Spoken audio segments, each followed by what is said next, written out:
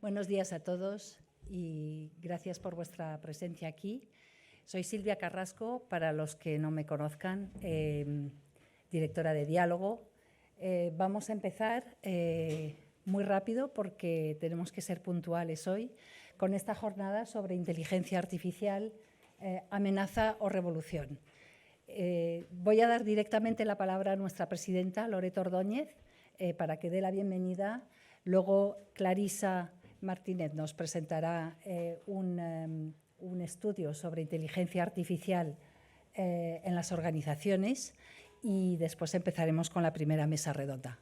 Muchas gracias, Loreto. Te cedo la palabra.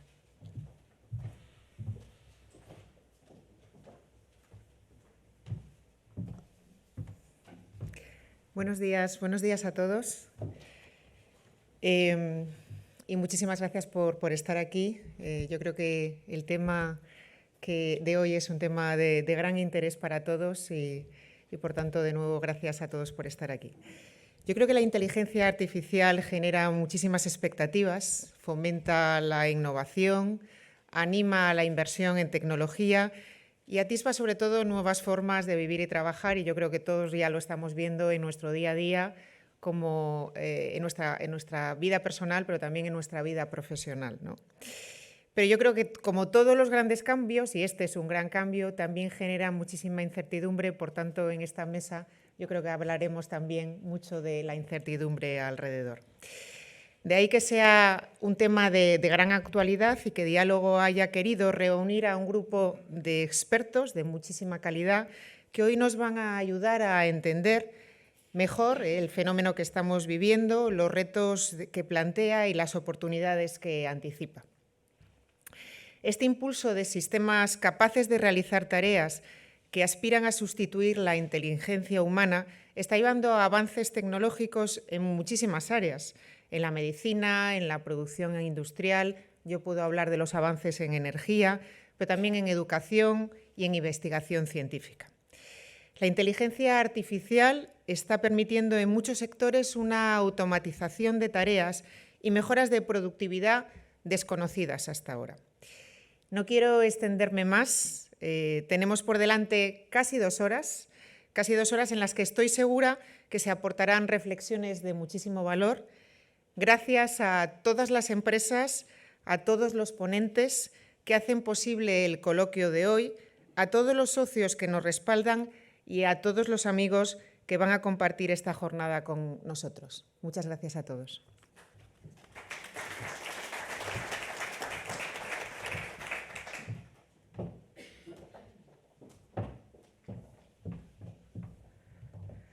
Buenos días. Enhorabuena por la introducción, Loreto, porque yo creo que ahora la expectativa de la charla prácticamente ha sintetizado un poco lo que todos nosotros vamos a contar. Para mí es un honor estar aquí y compartir mesa con expertos, como es el caso, y también compartir con ustedes los nuevos informes que acabamos de compartir y que acabamos de publicar dentro de Capgemini Institute of Research sobre inteligencia artificial, y muy en especial sobre inteligencia artificial generativa. Uno de los grandes retos en los que hoy nos encontramos y que es un salto dentro de lo que era inteligencia artificial a la nueva dimensión de lo que es generativa. Si tuviera que decir en 2 palabras qué es generativa, la respuesta es que hasta ahora con la inteligencia artificial nos generábamos ese tipo de predicciones, ese tipo de patrones, ese tipo de eventos, y a partir de ahora la inteligencia artificial lo que nos va a generar es también contenido. Un contenido asociado a generar voz, a generar texto, a poder interaccionar de una forma de máquina, no olvidemos, de una forma inteligente, pero utilizando toda la información que tenemos, es capaz de generar una información adicional en la que todavía a la espera de esa inteligencia artificial híbrida que esperamos que llegue pronto, va a estar focalizada en esa área. He tenido la suerte de conocer, antes de empezar la reunión, a Antonio, a Manuel, 2 personas que están hoy aquí y que hablaban de ese valor que para ellos, habiendo trabajado en empresas tecnológicas antes, querían seguir aprendiendo de lo que significaba la inteligencia artificial. Lo mejor que puedo hacer respecto a cuál es el sumario del informe es recomendarles que lo lean, por favor. Es un gran informe donde hemos creado conclusiones asociadas a distintas organizaciones y que nos permiten obtener, para mí, 3 valores fundamentales. Primero, la inteligencia artificial generativa no es para unos pocos, llega a todos los sectores. Hay sectores que están más embriados, más preparados para hacer esa transformación, pero le va a dar una respuesta global. Otra de las conclusiones que se llegan y se obtienen es que la inteligencia artificial va a ser una transformación, va a llegar a todas las empresas, pero en este momento el grado de madurez hace que todavía no sea un elemento transformador en cuanto a la forma de trabajar dentro de las empresas. Desde Capgemini, desde las empresas human-centric, seguimos pensando en ese foco hacia la persona como foco fundamental a la hora de tomar decisiones dentro de las organizaciones. La transformación y la inteligencia artificial debe ayudar a ser más eficientes, a acelerar la toma de decisiones en algunos elementos y, muy importante, a entender mejor a la persona que tenemos delante y acelerar la investigación y el desarrollo de nuevos fármacos, nuevos sistemas que ayuden a ser más eficientes y más sostenibles. Otro de los aspectos importantes que se señala y se recoge en el informe es la importancia de la ética dentro de la inteligencia artificial. Hay un gap especialmente importante dentro de la inteligencia artificial generativa que nos permite y que nos limita todavía a tener una marca de agua en ese salto que hay entre la inteligencia artificial que genera información de la que no generaba información.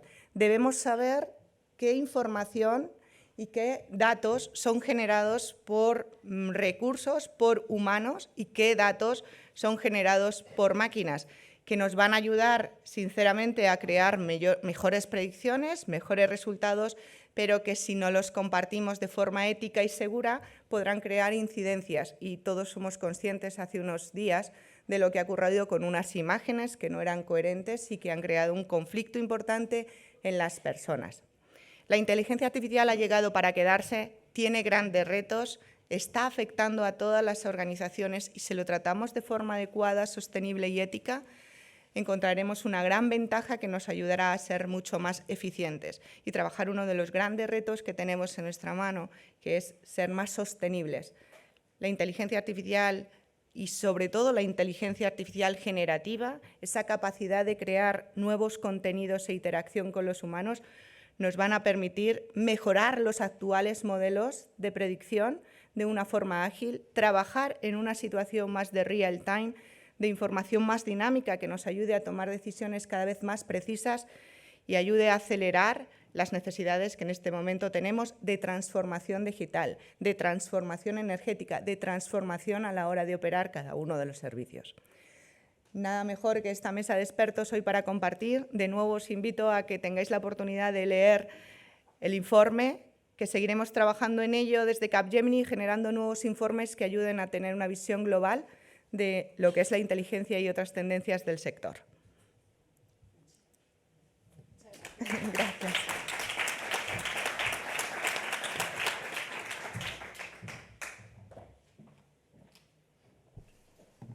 ¿Hay que pulsar? No. ¿Se oye bien? Sí. Perfecto. Bueno, buenos días. Muchísimas gracias, Clarisa, y muchísimas gracias, en primer lugar, Silvia Carrasco, directora de Diálogo, por invitarme personalmente, invitar a esta primera mesa y supongo que a todos los que participamos en el día de hoy. Y gracias también a Loreto, la presidenta de Diálogo, pues por esta interesante jornada. Imagínense, lunes por la mañana, 9 de la mañana, yo vine anoche de Barcelona, de un encuentro de amigos inaugurando una casa, y hoy he salido de las 6 para asegurarme que llegaba a tiempo, pues hace ya un rato, estamos ya casi a media tarde, ¿no? Así que le he pedido a la inteligencia artificial de moda que hiciera estas primeras palabras.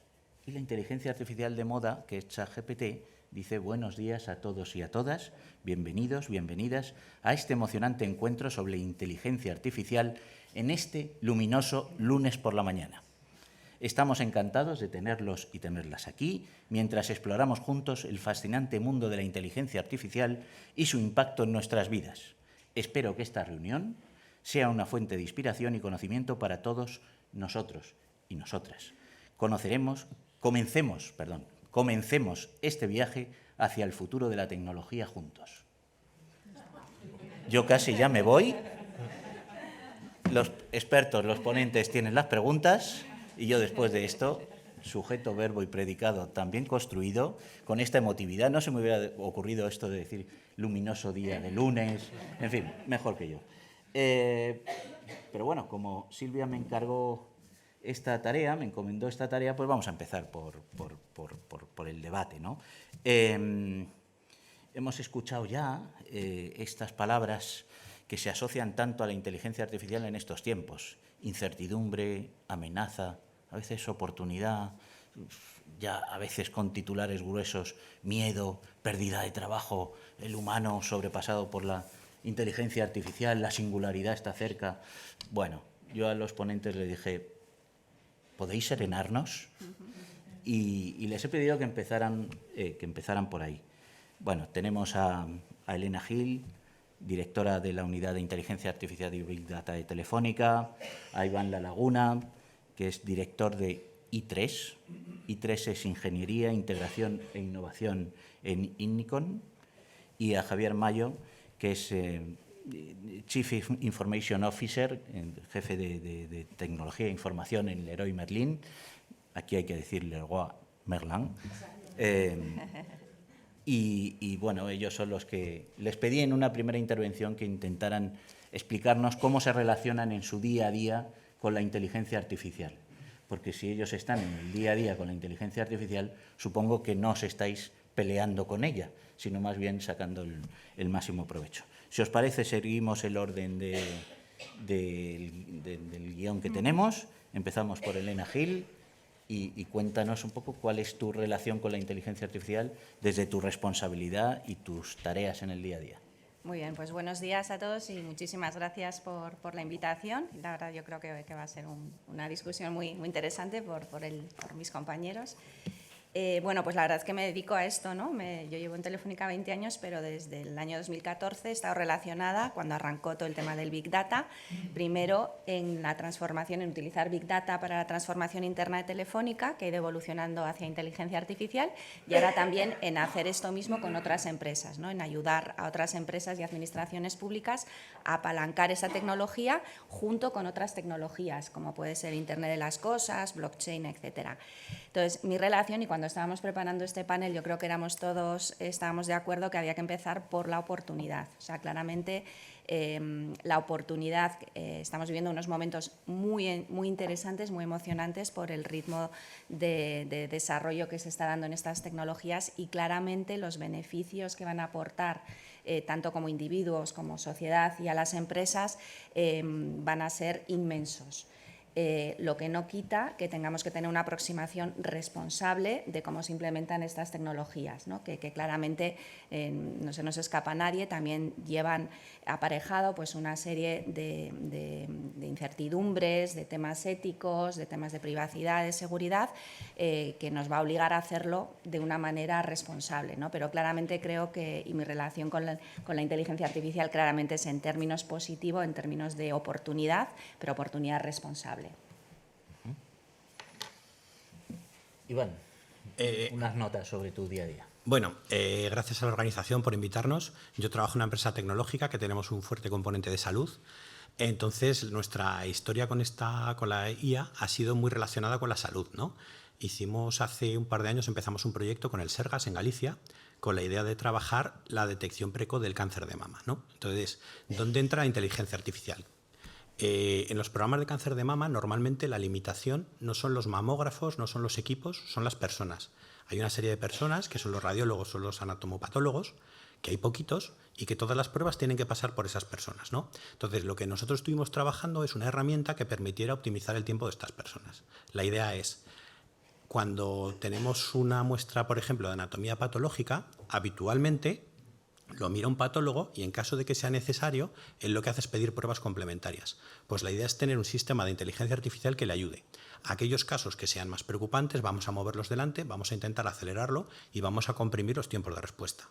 La idea no es quitarnos al patólogo, la idea es que haya muchas más personas que con los mismos patólogos puedan pasar por el programa de cribado, que pueda ser más eficaz y que detectemos antes las cosas, ¿no? Cuanto antes detectemos, antes se puede tratar y tenemos una menor incidencia, todo, en general todo es mejor, ¿no? ¿Problema que tienen estos proyectos? Los datos. Hay un tema de ética, de análisis, de que tengamos acceso a ellos, y luego también tenemos un problema que está relacionado con las poblaciones de personas. En el caso del cáncer de mama no nos pasa, pero por ejemplo en un cáncer de piel es totalmente distinto la incidencia de unas personas del norte de Europa que tienen un fenotipo completamente distinto al que tenemos en el sur. Entonces es difícil conseguir un dataset que te funcione a nivel europeo, a nivel mundial, porque claro, las personas somos diferentes. Entonces ahora estamos haciendo un proyecto en el que estamos haciendo una plataforma para poder trabajar con datos de distintas entidades preservando esa privacidad, ¿no? Y uno de los medios es utilizar una inteligencia artificial generativa que lo que hace es generar datos homólogos a los de esas personas, pero que no son de personas. De tal manera que evitamos esos riesgos de privacidad o de que alguien tenga acceso a los datos personales porque son datos sintéticos. La idea es que cogemos los datos de una población concreta, entrenamos un sistema y con eso generamos datos equivalentes, pero que no son de nadie. Entonces, vencemos un poco esa resistencia a ceder los datos personales que si no los cede nadie, nunca podemos entrar a los sistemas y entonces no avanzamos como sociedad, ¿no? Entonces, es un poco el punto de vista. Fíjense que nos vamos adentrando en el mundo del dato, entramos en la salud, la privacidad y llegamos casi al hogar, ¿no? Al hogar. A las tareas del hogar. Yo, por mi lado, otra vez, dar las gracias a Diálogo por la oportunidad de estar aquí con todos vosotros. Soy el director de sistemas del Leroy Merlin, Logan McLaren en España. Nosotros es un retail, nos encargamos o estamos enfocados más a la renovación del hogar, servicios del hogar. Entonces es un retail. Para la discusión de hoy yo creo que quiero hacer foco en el retail generalmente. El retail, voy a dar la visión desde un punto de vista de retail, de sector, y un punto de vista de tecnología, con mi gorro de director de sistemas y CEO de la empresa en España. El retail no es solo España, yo creo que estamos sufriendo en el mundo una crisis del retail de verdad. O sea, los fuegos, el retail que se iba a quemar hace 3 o 4 años, pues lo capeamos. Este año o el año pasado ha empezado, la verdad es que es cierto que toda la crisis europea es de los sectores que más está siendo impactado, séase por la guerra de Ucrania, inflaciones, SMIs, subida de precios en general, materias primas. Entonces, estamos en una situación en el retail donde nuestro negocio está en un modo, una mentalidad, profundizar y eficientar. Eficientar me refiero a eficientar las labores de todas las áreas, profundizar en qué podemos hacer de una manera más ágil y con una reducción de costes. Entonces, hay mucho foco en la eficiencia en el mundo del retail. Y como está en boca de todos la inteligencia artificial, pues es obvio que todas las áreas de negocio, cualquier empresa de retail, sea un Inditex, sea un Mercadona o sea un Leroy Merlin, nuestro negocio esté detrás de ello. Entonces, hay mucha necesidad de eficientar y de hiperautomatizar las empresas y sobre todo el sector retail. Con el gorro de director de sistemas, el gorro de tecnólogo, pues obviamente yo decía, Elena, yo lo veo una oportunidad, más que un miedo, más que una reserva, yo veo una oportunidad brutal por cuanto nos está aportando maneras de eficientar que antes no teníamos. Y pongo el ejemplo, me gusta dar ejemplo, por ejemplo, compartir la IA generativa sobre todo con la automatización, el RPA, por ejemplo. O el low code o el no code, por ejemplo, que son tecnologías que ya hoy en día se usan o las vemos como commodities. Empezaron fuerte hace 10 años, las vimos también, ciertos sectores dentro de las empresas las vieron como una amenaza y la realidad es que han sido una ventaja competitiva quien la ha adoptado primero. Entonces, ¿cómo veo yo personalmente desde un punto de vista de retail la inteligencia artificial y sobre todo la inteligencia artificial generativa? Una oportunidad para eficientar, para capear los tiempos de crisis que estamos viviendo actualmente y desde un punto de vista de tecnología, brutal la oportunidad y si me apuráis, con tres focos: experiencia del cliente, logística. En el mundo retail yo creo que la oportunidad que nos va a brindar la inteligencia artificial combinada con otras tecnologías de eficientar nuestros procesos logísticos va a ser también fundamental y luego, por supuesto, la eficiencia y productividad del empleado. Creo que son las 3 vertientes donde a nivel tecnología y sobre todo en el sector retail, la IA y sobre todo la generativa nos va a aportar de una manera sustancial. Gracias. Has introducido ya el concepto de inteligencia artificial generativa. Elena, ¿qué ha pasado? ¿Qué significa la inteligencia artificial generativa que de repente ha abierto una nueva primavera de la inteligencia artificial? Porque hay otras inteligencias artificiales y se combina con otras tecnologías. ¿Cuál es el cambio? No, yo creo que, bueno, además Clarisa lo ha explicado muy bien. Al final, la IA generativa, la gran diferencia es que genera, como puede decir, es que no solamente identifica patrones en los datos históricos, o es capaz de predecir, sino que además es capaz de generar contenido, que puede ser texto, que puede ser imagen, que puede ser vídeo, que parece real, pero que se lo ha inventado la inteligencia artificial, ¿no? Esa es la gran aportación con todos los campos que hemos visto, ¿no? Entonces, yo creo que con todo el tema de la IA generativa, que no es nuevo, pero bueno, al final, bueno, no da tiempo aquí para explicarlo todo, pero lo que ha hecho es democratizar y de nuevo poner en accesible a todas las personas la inteligencia artificial, porque además de haberse entrenado con todo el conocimiento que existe, estos famosos LLM, ¿no? Modelos de lenguaje que se han entrenado con todo el conocimiento que existía en la Internet, además de ese motor tan potente de inteligencia artificial, le han unido un chat que es la manera de comunicarse y es lo que ha hecho democratizar y ha hecho que todas las personas podamos acceder. Entonces, esa combinación es muy potente. Pero como comentas, Juan Manuel, no es la única inteligencia artificial que existe. De hecho, hay muchísimas inteligencias artificiales o muchísimas áreas dentro de la inteligencia artificial. Por supuesto, el machine learning, el tema de la visión por computador. Hay muchas inteligencias que son las que las empresas llevamos usando mucho tiempo y que son muy complementarias. O sea, yo creo que el gran potencial que tenemos para las empresas, como comentaba Javier, es cuando complementas esta inteligencia generativa que nos va a hacer que los empleados sean mucho más productivos con todas sus herramientas del día a día, o que los programadores puedan hacerlo de una manera mucho más sencilla, cuando combinamos eso con la información que tenemos dentro de las empresas, es decir, todo lo que existe, el conocimiento común del mundo mundial, con la información que tenemos las empresas. Entonces, esa combinación de interno y externo, de generativo y predictivo, realmente es lo que aporta mucho valor. Aunque digamos que la punta del iceberg pues son los ChatGPT y todas estas tecnologías que las han puesto al alcance de todo el mundo. No sé si queréis comentar.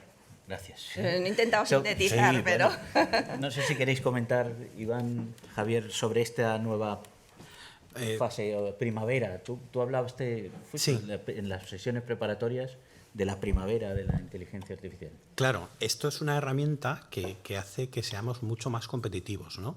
Hay muchas lecturas, podemos verlo como que es peligroso, como que vamos a cargarnos trabajo. Yo veo la inteligencia artificial, sobre todo la generativa, como un ecualizador. Este señor tiene 30 años de experiencia como periodista, aproximadamente. Pregúntale. Este texto que ha preparado lo podría haber preparado yo, que no tengo ni idea, porque se lo hemos pedido a ChatGPT, y sin llegar al nivel que puede tener él, hace que una persona con menos conocimiento sea capaz de hacer un trabajo muy eficiente. Entonces, lo que hacemos es comprimir, ¿no? Aquella gente que no tiene tanta capacidad, le damos un empujoncito y le ayudamos. Y, sin embargo, a la gente que tiene más capacidad, le echamos un poquito para abajo porque igual nos acomodamos y en vez de desarrollar ese extra de capacidad que tenemos como personas, ese toque que no tiene la máquina, pues igual nos acomodamos un poco, tiramos por ahí. Entonces, desde el punto de vista de por qué está tan de moda, yo creo que porque en una sociedad del conocimiento donde tenemos que hacer un cambio importante de que la gente se prepare para hacer según qué cosas, es una herramienta que nos hace saltar un escalón muy rápido. Entonces es muy positivo. Uf, vaya susto me da, ¿no? No. Arrancando así. Por cierto, lo de equiparar los dos géneros era mío, ¿eh? ChatGPT estaba usando solo el masculino. ¿Ves? Y ahí entramos a lo que aporta la persona. Yo ahí Javier. sí, solo añado sobre lo que habéis comentado algo que mencionaba Clarisa en su introducción, que es el tema de por qué de repente hay tanta conversación. Yo creo que es una tecnología que ha llegado, pero sí que es cierto que comparativamente con otras que he mencionado, por ejemplo, se ha democratizado demasiado rápido. Y no se ha democratizado solamente en los profesionales, sino que es verdad que la juventud puede alcanzar estas tecnologías mucho más rápido. Antes he mencionado el no-code, low-code, RPA. Antes eran las empresas y los departamentos de tecnología de las empresas quien centralizábamos toda esta tecnología y luego, una vez que hacíamos casos de uso, se probaba, lo abríamos a las áreas de negocio, a las empresas en general. ¿Qué ha pasado con la IA generativa sobre todo? Bueno, el ejemplo de ChatGPT, que la verdad es que el mundo joven ha sido capaz de disponer de esta tecnología por varios motivos. Bueno, acceden, se sacan su licencia sin que los padres lo sepamos, etcétera, etcétera. Y entonces teníamos ejemplos negativos que comentaba Clarisa. Entonces, eso yo creo que ha aumentado mucho el temor, es otra discusión completamente aparte, ha aumentado mucho el temor hacia ya no solo la pérdida de potenciales empleos que nos puede generar la IA generativa, sino connotaciones negativas que estamos viendo, casos que salen en prensa día sí día no. Que yo creo que tenemos que intentar separar ambos temas.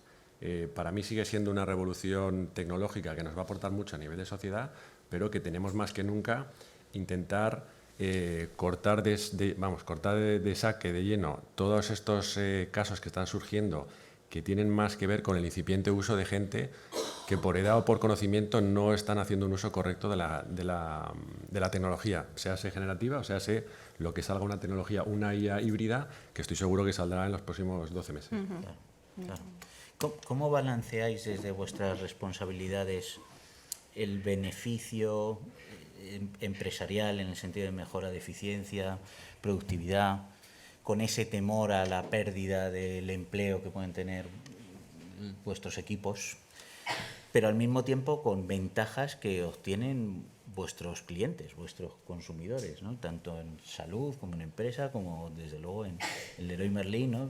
La posibilidad de llegar como cliente y decir, ayúdenme a diseñar mi cocina con inteligencia artificial, claro, para mí puede ser una gran ventaja, pero para quien lo está haciendo ahora le genera miedo. Pues mira, yo si queréis me tiro a salto al ruedo. Yo creo que ahora mismo en el sector retail y creo que en la mayoría del entorno empresarial español estamos todavía con casos de uso, en modo prueba. Y yo mencionaba 3 verticales donde ponemos el foco: la experiencia de nuestro cliente, fundamental en el mundo retail, la logística, específicamente un tema del sector retail que es fundamental, y luego la productividad del empleado. Entonces, estamos en modo caso de uso. Yo creo que ni el empleado, y nosotros, te hablo del empleado ya no solo del headquarter, de la sede central, te hablo del empleado de las tiendas. Todo el mundo está esperando que su día a día mejore. O sea, seas un empleado de caja de una tienda Leroy en Madrid, o seas un director general, todos estamos esperando que la tecnología, y es lo que la tecnología nos provee, eficiencia. O sea, es tecnología, un atributo de la tecnología en general. Yo no veo miedo ni en cuanto a los empleados, ni en cuanto a los clientes, y ahora dejo la parte cliente un poquito ahí ahora lo retomo. Y menos en los departamentos de tecnología. Yo lo vemos como una oportunidad, luego hablaremos de formación, qué hacemos las empresas para ponernos al día, pero sobre todo una oportunidad. Y luego traigo de vuelta la versión o la vertiente cliente. Pues es obvio que tenemos que tener cuidado, aunque estemos en modo todavía prueba de concepto, piloto, etcétera, etcétera, pues es obvio que la parte ética, la parte de privacidad, dato de cliente, qué puedes compartir y qué no puedes compartir, pues es un tema donde tenemos que poner mucho foco. Y estamos todavía, por eso, el probar antes de abrir casos de uso a nuestro cliente genérico, nuestro cliente, y pongo ya el ejemplo del Leroy. Nuestro cliente online, por ejemplo, yo antes de poder poner un motor de IA generativa que directamente, incluso un voice bot, primero quiero probarlo en entornos privados, manejando muy bien el dato anonimizado de mi cliente, hago pruebas pequeñas y luego cuando ya vea que está controlado, y espero que saquemos temas más específicos, alucinación, que es temas que la IA generativa saca mucho, sobre todo lo estamos viendo en casos de uso que estamos pilotando ahora mismo. Cuando estas alucinaciones, este riesgo esté más controlado, por supuesto que abriremos casos de uso al cliente general, pero de momento el foco es casos de uso poco a poco, más en interno que en externo, y reitero el tema de la oportunidad. Sí, yo estoy muy de acuerdo con Javier. Yo creo que un mensaje de que realmente es una tecnología, la IA generativa sobre todo, que se ha democratizado demasiado rápido, y cuando no estaba todo preparado, ni siquiera ni era tan, digamos, no tan ni funcionaba tan bien, ni estaba el marco ni jurídico, ni legal, ni la formación. Entonces nosotros también en Telefónica hemos adoptado esto con mucha cautela, ¿no? Porque tenemos la responsabilidad sobre todo de tratar el dato de los clientes y el dato de la empresa pues con las garantías adecuadas. Entonces, digamos, el mensaje a los empleados, más allá de este tipo de conversaciones, de hazme un resumen, pero siempre que sean datos no de los clientes o datos de la empresa, más allá de esos juegos, la verdad que lo hemos hecho con mucha cautela. Lo que sí estamos haciendo en esta nueva versión ya de la IA generativa, donde ya empieza a tener más en juego y puedes tener entornos privados de tratamiento de datos, diferenciar los distintos tipos de datos, ya estamos empezando a hacer pruebas y, como comentaba Javier, pilotos, porque creemos que va a aportar muchísimo a la empresa. Además, yo creo que esto no es optativo, ¿no? Yo creo que en el futuro va a haber empresas que realmente saquen valor de la inteligencia artificial, que compiten con otras que no lo están haciendo, y empleados que realmente utilizan la inteligencia artificial para ampliar sus capacidades, con empleados que no lo hagan. Y claramente el nivel de competencia va a estar a favor de los que lo sepan utilizar. Yo creo que no es opcional decir yo no utilizo, no se van a quedar fuera. Pero sí que es importante, como digo, nosotros ayudamos a otras empresas a hacer lo mismo y están pues haciendo distintos pilotos, sobre todo, como comentaba Javier, pues en atención al cliente, call centers, todo esto. Pero lo que hemos visto con otras tecnologías, que a mí me gusta mucho el gráfico de adopción de tecnologías que utiliza Gartner, que ya está diciendo que la IA generativa está en el hype, está en el punto alto, y además lo ha alcanzado muy rápido, que normalmente bajará de moda, y de hecho ChatGPT ya había empezado a reducir el número de usuarios o de consultas, pero que es importante, que no hay que olvidarse, porque vendrá otra. O sea, y ahora nadie se acuerda del metaverso, que hace unos meses era la locura, porque las tecnologías siguen evolucionando, suben, y ahí es cuando realmente las empresas lo pueden extender y pueden sacar partido, ¿no? Entonces, en todo esto es muy importante el timing, ya hablando como empresas, ¿no? De cuándo lo adoptas, pero sobre todo no abandonarlo antes de tiempo. Entonces, yo creo que es importante conocerlo, saber que estamos viviendo tiempos muy interesantes, pero bajar el nivel de hype, pero tampoco irnos hacia el fondo, sino encontrar realmente qué aporta para cada una de las empresas estas tecnologías. Y realmente realmente cambia las reglas de juego, tanto de los empleados como de las eficiencias de la empresa. Gracias. Iván, tú introdujiste antes además un concepto que se ha vuelto a repetir, se ha vuelto a escuchar, que es el de la privacidad, ¿no? Probablemente una preocupación generalizada de parte de los usuarios, de clientes, ¿no? Ese es el problema, ¿no? De que cuando tú utilizas un sistema de estos, si lo generas tú, sí que tienes pues una inteligencia artificial tradicional, tú sabes lo que pasa con tus datos, tú los gestionas, tienes que ser capaz de tener el permiso de los usuarios. Esto en determinados ámbitos es fácil. Yo me voy a una industria, queremos hacer un tema de detección de fallos en una línea por imagen, es aplicación tradicional, ¿no? De visión por computador, inteligencia artificial, no hay ningún problema. Son fotos de cosas, esas cosas no tienen personalidad, no tienen ningún derecho. Entonces, en principio, este proyecto es muy sencillo. El momento que nos metemos en datos personales, y sobre todo médicos o ese tipo de datos, la cosa se complica mucho, ¿no? ¿Por qué? Porque esos datos permiten identificar a una persona, permiten hacer cosas y de saber cosas que a nivel legal y a nivel personal no queremos que se sepan. Entonces, claro, es muy complicado. Pero ya no solo esa parte, sino además la parte ética que viene después. Yo puedo hacer un modelo que identifique las probabilidades de que tú tengas un problema, que puede ser ético o puede ser no ético si lo utiliza, por ejemplo, un seguro para subirte una prima. Que claro, hay cosas que tú no tienes, no están bajo tu control. Entonces, es poco ético que algo que es en tu naturaleza intrínseca te penalice, por ejemplo, a la hora de hacer eso. Entonces, somos muy reacios a compartir datos que sean de carácter personal, porque nos meten en un riesgo de que esto ocurra. ¿Qué pasa? Estamos utilizando ChatGPT, metiendo allí cosas, escribiendo ofertas, y esos datos la gente no está teniendo cuidado. Es una tecnología muy novedosa, no, hay un contrato que nadie se ha leído. Yo creo que le pides a ChatGPT que te resuma el contrato y probablemente te va a explotar.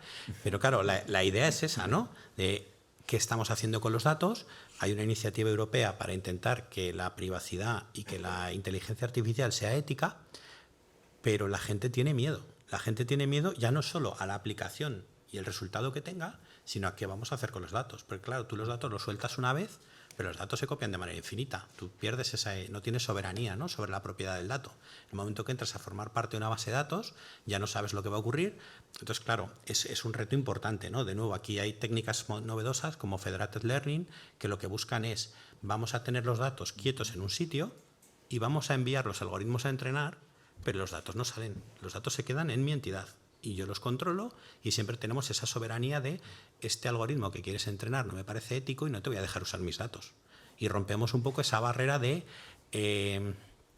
me gustaría participar, pero estoy preocupado de perder el control, o incluso es ilegal. O sea, muchas administraciones públicas tienen datos que legalmente no los pueden sacar de sus instalaciones. Estarían dispuestos a participar, entienden el bien común, pero no es posible a nivel legal hoy hacerlo, ¿no? Entonces, esto es un poco las implicaciones de privacidad. Entonces, por un lado tenemos este cuidado y por otro tenemos gente que, bueno, yo no sé si cogemos la lista de gente de mi empresa que tiene cuenta en ChatGPT, estoy seguro que los DPOs y tal van a hacer así.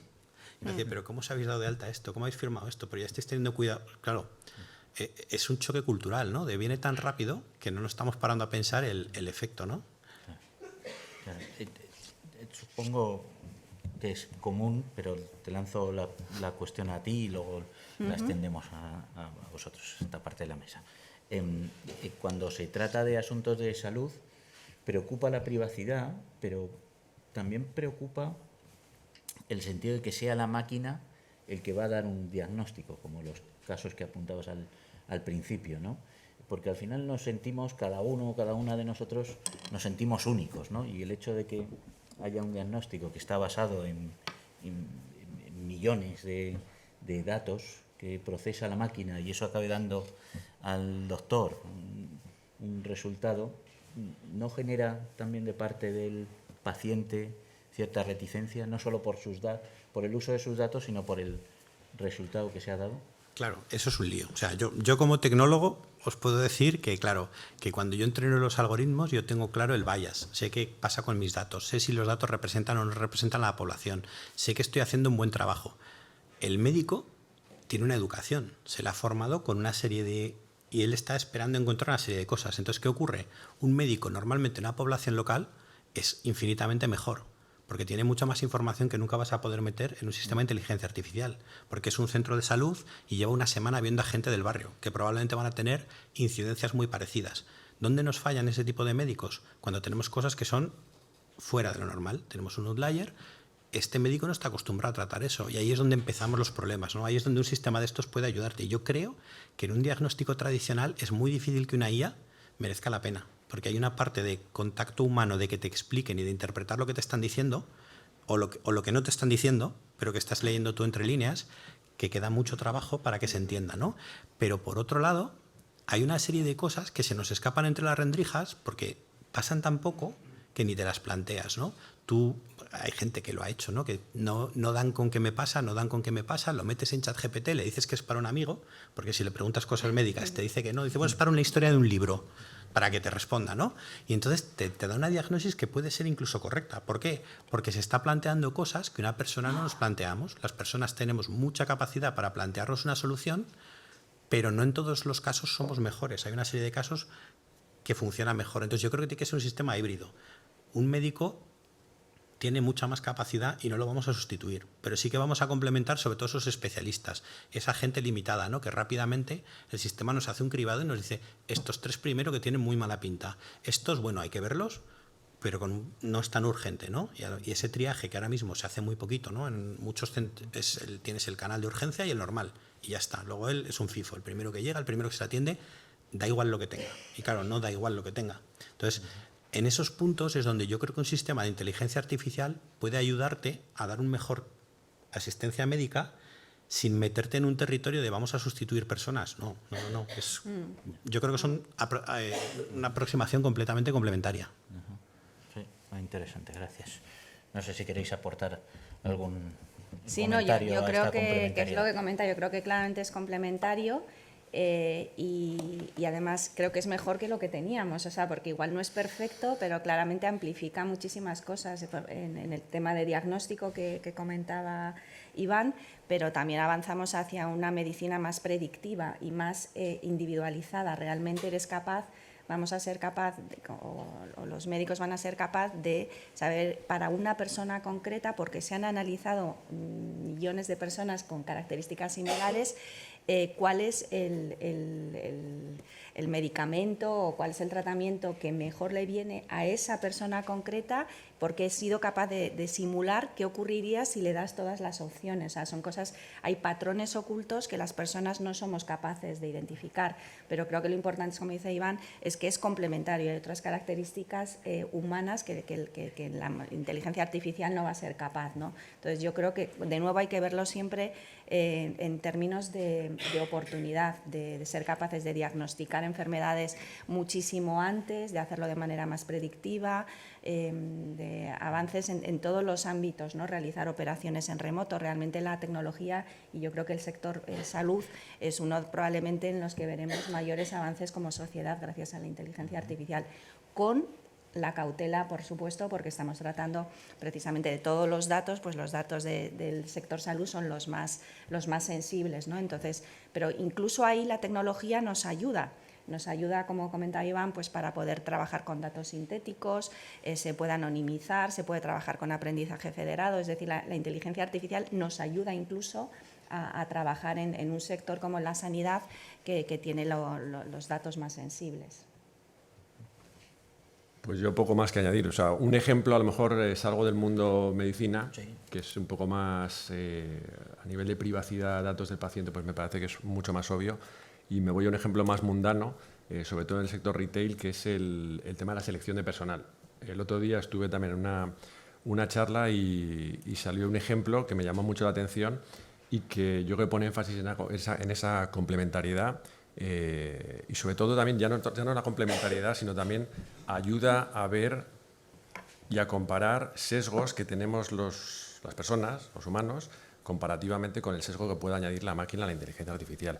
Y esto en los procesos de selección. O sea, nosotros en Leroy Merlin en España, por ejemplo, tenemos 18.000 empleados, colaboradores, y os podéis imaginar con 135 tiendas por todo el territorio español, la cantidad de currículums que recibimos para puestos es brutal, y perfiles de todo tipo, gente que quiere vender proyectos y soluciones con servicio incluido, gente de decoración, gente de cajas, etcétera, etcétera. Entonces, a nuestros técnicos de personal, que no son infinitos, y más cuando tienes que eficientar y vienen curvas, pues estas cosas son las que primero tiendes a eficientar, pues imaginaos los currículums que les llegan. Pueden llegar una semana a 500 currículums. Entonces, ¿cómo un técnico de personal gestiona 500 currículums? Y es la verdad, un técnico, o sea, la presentación fue hecha por un técnico de personal más que una persona de tecnología. Y decía, pues yo me centro en los 100 primeros, hago una criba de 100 primeros rápido y me quedo con los mejores 20 de esos 100 primeros. Y de esos 20, pues empiezo el proceso.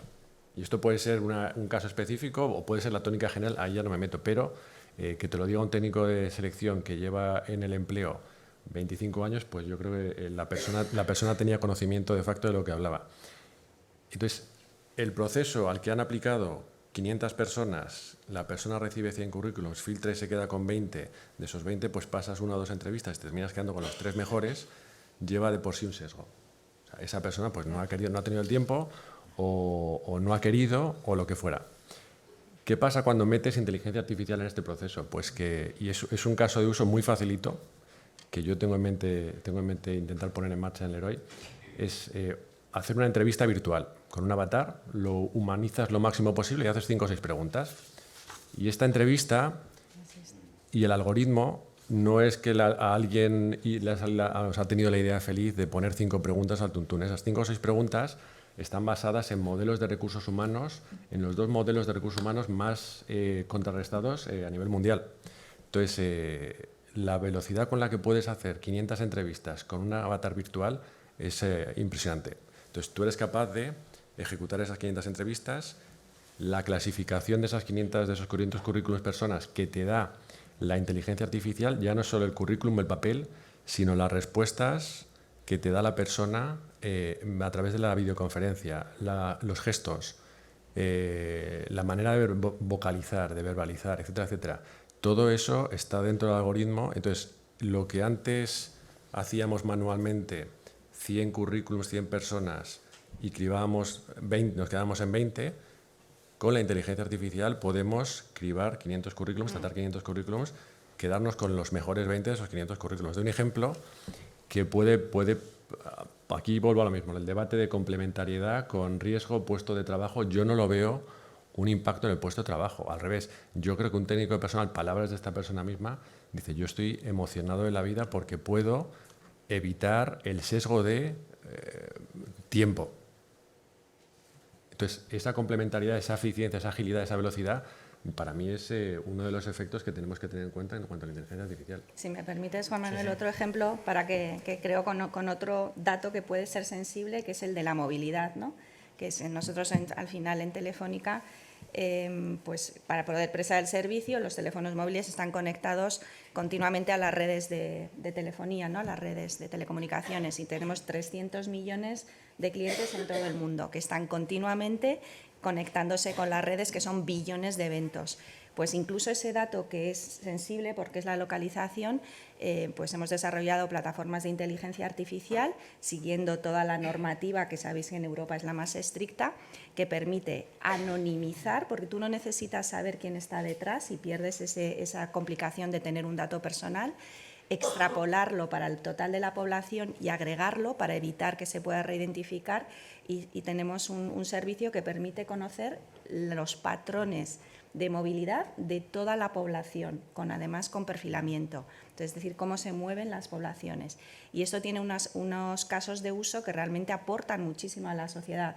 Por ejemplo, en el transporte, a la hora de desarrollar infraestructuras o optimizar los servicios de trenes o de autobuses. El sector turismo, el conocer quiénes nos visitan para que las ciudades o los puntos turísticos puedan adaptar su oferta. El sector retail, que puede conocer a su público objetivo. Es decir, que la inteligencia artificial y las plataformas nos ayudan a realmente tratar ese dato de manera adecuada, y luego tiene muchísimos beneficios para las ciudades, para las empresas. Entonces, yo creo que esa idea de que hay maneras de hacerlo responsablemente y que la tecnología, la propia tecnología, nos ayuda a hacerlo de una manera eficiente y de manera ética, ¿no? Voy a sacar a colación de estas dos innovaciones un punto de dolor generalmente para las empresas que estáis en estos procesos de innovación, que es la regulación. ¿Hasta qué punto la regulación en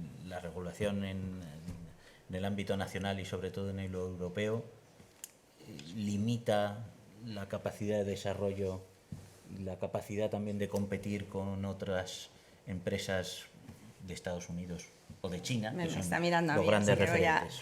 No, a ver, yo creo que en esta tecnología, y sobre todo en una que ha avanzado tan rápido, es lógico, y siempre ocurre, la regulación siempre va por detrás. Es imposible que vaya y además la regulación tiene que ir dando pasos firmes, ¿no?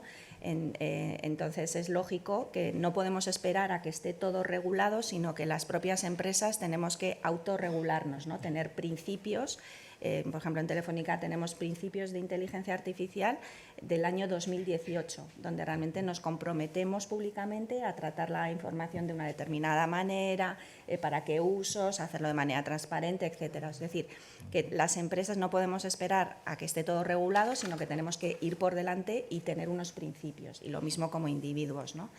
En cuanto a si limita o no limita, yo creo que también aquí, por zona geográfica, pues estamos adoptando maneras diferentes, o lo vemos de manera distintas, ¿no?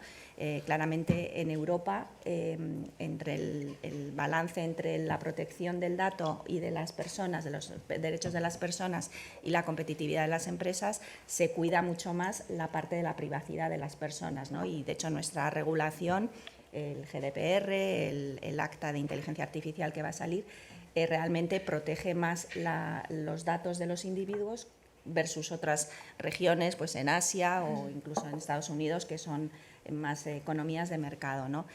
Pero yo creo que dentro de ese marco, pues las empresas lo tenemos que adaptarnos, intentar ayudar a que la regulación encuentre ese balance, que no es sencillo, pero sobre todo no podemos esperar, sino que tenemos que adoptar medidas, ¿no? No es una excusa decir, como no hay regulación, hago lo que quiera, ¿no? Realmente tenemos esa responsabilidad respecto a los datos de nuestros clientes y tenemos que, creo que casi todas las empresas hemos adoptado principios para poder desarrollar esa tecnología con las garantías que merecen. ¿Pero estáis de acuerdo en que lideran Estados Unidos y China en este ámbito? Primero, es un negocio donde la escala es fundamental y claramente aquí Europa está en desventaja. China y Estados Unidos, por el tipo de empresas, pues las tecnológicas están en Estados Unidos, la escala que tiene China, y además en Europa, y esa ya es mi opinión propia, ya no telefónica, el que seamos distintos países y que muchas veces no aunemos todos los esfuerzos lo bien que deberíamos hacer en un negocio que es de escala, pues claramente Europa está yendo por detrás. Yo, si me permitís, totalmente de acuerdo, y o sea, eco de todo lo que ha comentado Elena. La realidad europea es la que es, lamentablemente. O sea, tenemos unas reglas de juego un poquito más acotadas, un poco más restrictivas, y tenemos que jugar con esas reglas. Pero yo sí que pongo el foco en lo que comentaba Serena, del papel de la empresa.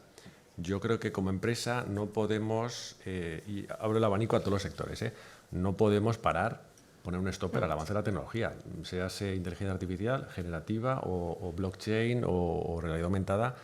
Y el punto que has comentado en cuanto a hacer pedagogía, para mí es fundamental que todas las empresas, en vez de hacer un stopper, pues hagamos pedagogía e intentemos normalizar el uso de la inteligencia artificial. Con mecanismos y políticas comentabas y principios. Nosotros hemos publicado nuestra PUMSIA, nuestra política de uso de la inteligencia artificial interna, de hace aproximadamente un año. La firmó el director general y se hizo accesible a todos los empleados. Hemos publicado un manual de buenas prácticas, que es el típico documento de buenas intenciones, pero que damos a todos los empleados, a los 18.000 empleados que tenemos en España, la opción de entender qué es la inteligencia artificial. Dudas a quién tienes que acceder si tienes algún problema con la inteligencia artificial. ¿Qué no debes hacer bajo ningún caso, que es cogerte el listado de todos los datos de los clientes y juguetear el fin de semana con ChatGPT? Entonces, para mí es normalizar por un lado, pero hacer una pedagogía clara interna en las empresas en España, para que todos los empleados sean conscientes de lo que nos puede aportar, pero el cuidado que tenemos que tener. Y siempre vamos a ir, yo creo que algo por delante, que es bueno, algo por delante de la regulación, reglamentación, pero reitero, creo que poner un stopper al desarrollo interno, el entramado empresarial, es un error garrafal. Yo, bueno, nuestra visión es un poquito distinta, ¿verdad? Porque nos tocan datos más sensibles y gente más tradicional. A mí me gustaría trabajar en Estados Unidos, que es el Wild West, y vivir en Europa, que defienden mis derechos. Pero todo no puede ser. Entonces tenemos que elegir, ¿no? Aquí estamos en Europa, tenemos desventajas competitivas, pero como ciudadanos tenemos más protecciones.